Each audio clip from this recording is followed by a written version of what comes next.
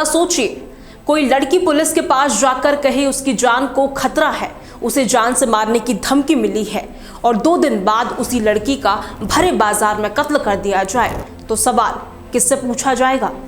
उत्तराखंड की राजधानी में हुई ये वारदात सिर्फ एक मर्डर नहीं, सिस्टम फेल्योर भी है।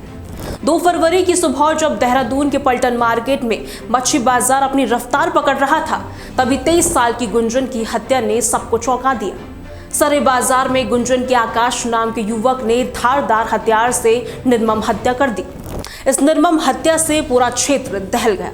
लोग हत्या का मंजर देखकर खुद हैरान हो गए।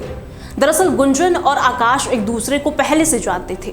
लंबे समय तक दोस्त रहने वाले गुंजन और आकाश के बीच विवाद तब बढ़ने लगा जब गुंजन ने उससे बात करनी बंद कर दी। आकाश शादीशुदा था और उसका एक बेटा भी था। यही कारण था कि गुंजन उससे बात नहीं करना चाहती थी। दोनों के बीच 8 महीने पहले भी विवाद हुआ था।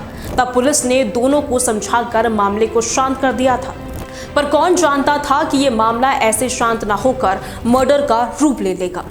परिवार वालों का कहना था कि गुंजन ने खुड़बुड़ा चौकी में महज 3 दिन पहले ही शिकायत दर्ज कराई थी कि उसकी जान को खतरा है।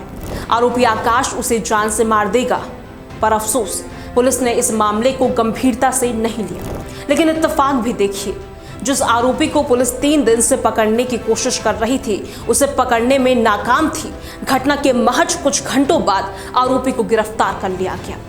घटना पर देहरादून एसएसपी अजय सिंह का बयान भी सुन लीजिए।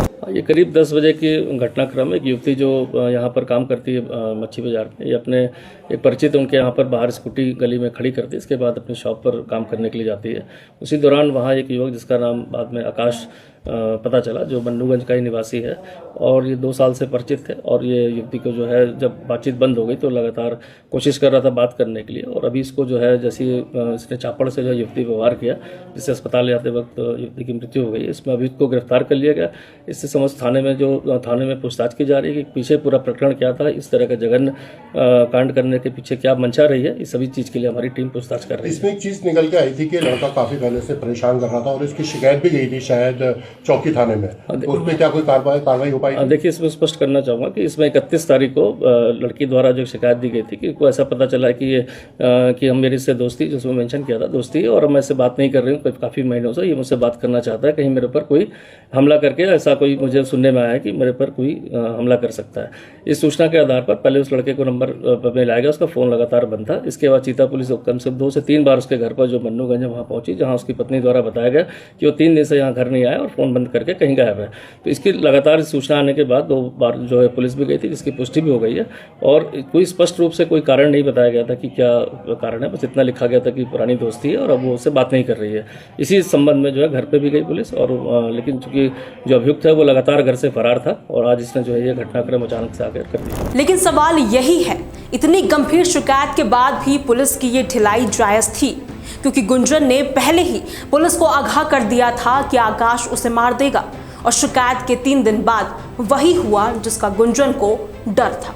इस पूरे मामले में कांग्रेस प्रदेश अध्यक्ष गणेश गोदियाल ने कहा कि इस घटना से साबित हो गया है कि राज्य की कानून व्यवस्था पूरी तरीके से चौपट हो चुकी है और अपराधियों के हौसले बुलंद हैं।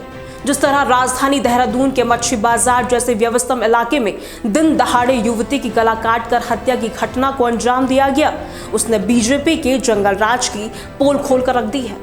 कांग्रेस का कहना है कि महिला सुरक्षा का मामला हो या फिर आम आदमी की जान माल की सुरक्षा का मामला, पुलिस हर क्षेत्र में विफल रही है। अब सवाल ये नहीं है कि आकाश ने हत्या क्यों की, सवाल ये है कि उत्तराखंड में लॉ एंड ऑर्डर इतना कमजोर क्यों हो गया है, आए दिन हत्याएं क्यों हो रही है, और बड़ा सवाल पुलिस की कार्यशैली पर भी है कि वक्त रहते कार्रवाई क्यों नहीं की जाती।